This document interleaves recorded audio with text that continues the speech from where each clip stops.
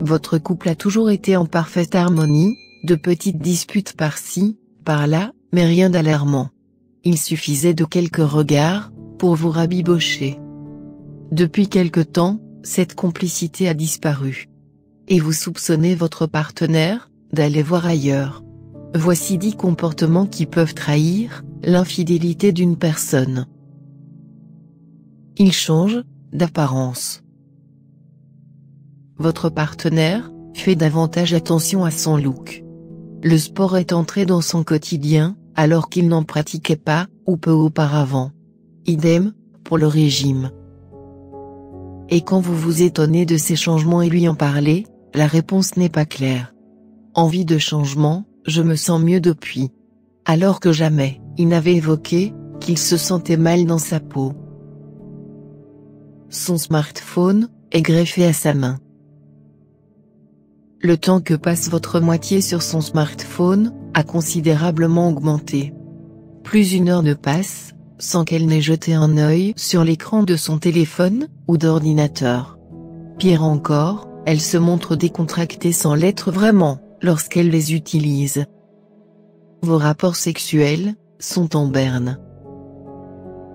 Votre fréquence de rapports sexuels a considérablement diminué. Ou à l'inverse, la cadence a fortement augmenté. Dans tous les cas, un changement est survenu.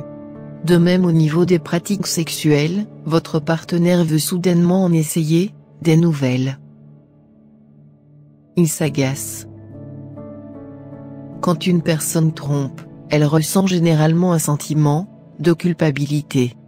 Elle peut alors être plus vite agacée par une situation.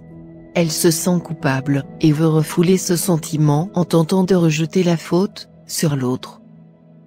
Il arrive également que la personne remette en question votre relation, ainsi que votre mode de vie, qui n'avait jamais posé problème jusqu'ici.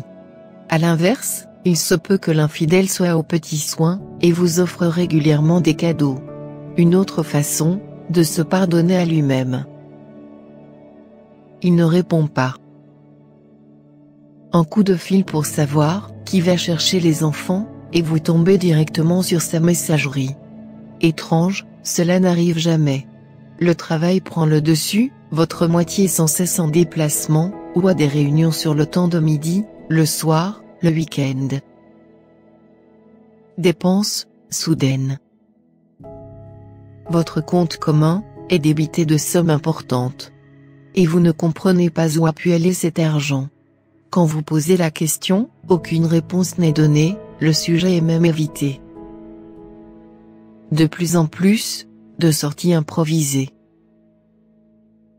Plus moyen de passer un week-end à deux, sans que votre partenaire ne vous dise qu'il doit aller voir un ami, faire du sport, qu'il doit repasser au bureau, pour finaliser un projet. Les justifications à ces sorties sont toujours évitées. Ou à l'inverse, très détaillées. Il arrive que ce soit l'agressivité qui prenne le dessus. De moins en moins, de moments à deux. Vos moments à deux ont disparu. Le côté pratique de la vie prend le dessus. Certains proches sont étranges.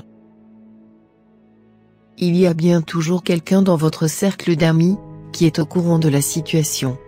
Cette connaissance est alors plus distante. Vous la voyez moins souvent, ou au contraire, elle est très présente. Car elle culpabilise d'être au courant, mais de ne rien pouvoir dire. Le mot infidélité est tabou. Lorsque vous évoquez le mot infidélité, parce que vous avez lu un livre sur le sujet, vu un documentaire ou simplement envie d'en parler, vous observez que votre moitié est étrange. Elle évite le sujet, ou évoque des théories absurdes à ce propos.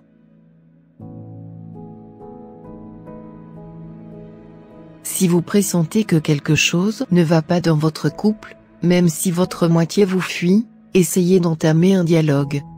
Il vous permettra peut-être de comprendre la raison de cette possible infidélité, avant qu'il ne soit trop tard.